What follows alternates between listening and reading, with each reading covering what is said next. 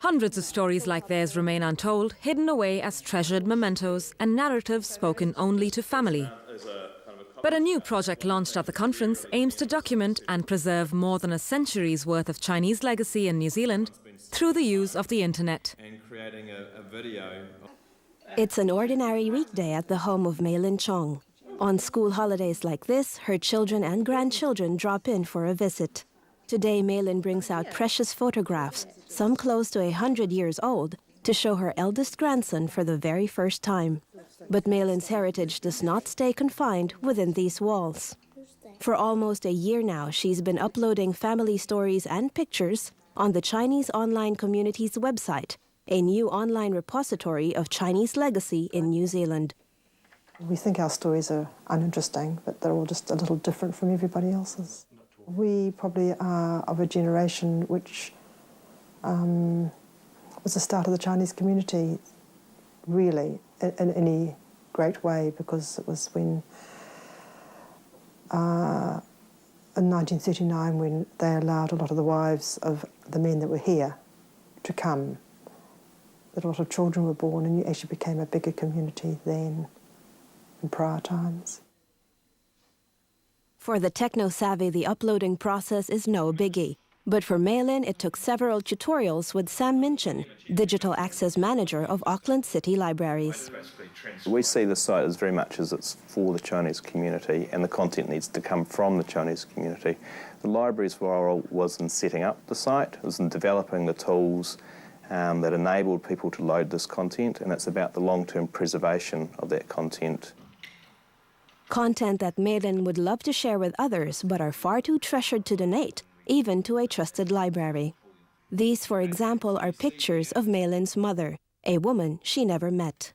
My mother had died when I was born, and so I didn't know very much about our mother. And as I got older, when I was younger, I wasn't terribly interested, but as I got older, you want to know more about your family.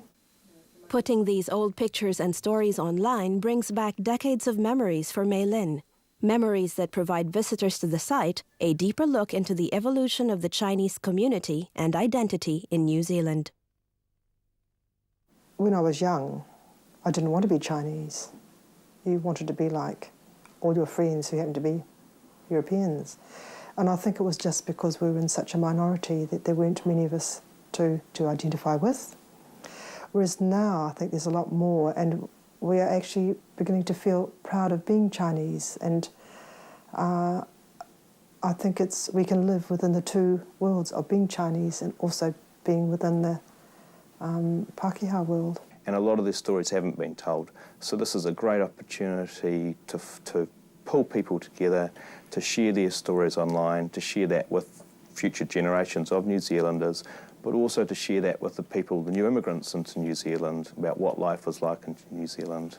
The library is hosting... Here at the conference, Sam and Kai Louie encourage participants to join the online digital community and do their share in putting together the rich and colourful history of Chinese New Zealanders. Well, I'm really hoping that people like Mei Lin and John are going to go out to their friends and show them how to use the site. It will continue by training sessions, and the library has a role in providing the information technology skills to enable people to use their computers, but the content, we really see that being done out in the community. It's an open invitation to get as much online as possible, for posterity's sake, quite literally. A lot of the traditions that we did in early days, we're not doing anymore.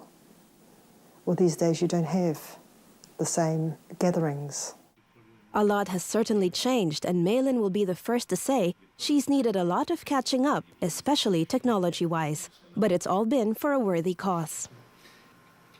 I started off doing it for my children because I thought that my children should know some of the family, because your family gets so big sometimes you don't know who you're related to.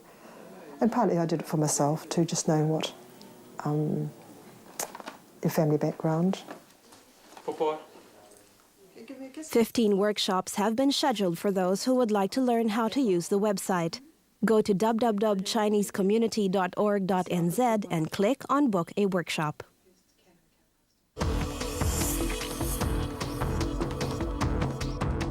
After many stories and countless lessons learned, the Rising Dragon Soaring Bananas Conference has finally come to a successful close. As ever, Asia Down Under can be found on demand on the TVNZ website. We leave you with more of the Flying Puppets. See you next week at our new time of 11:30 in the morning. Sai Chien.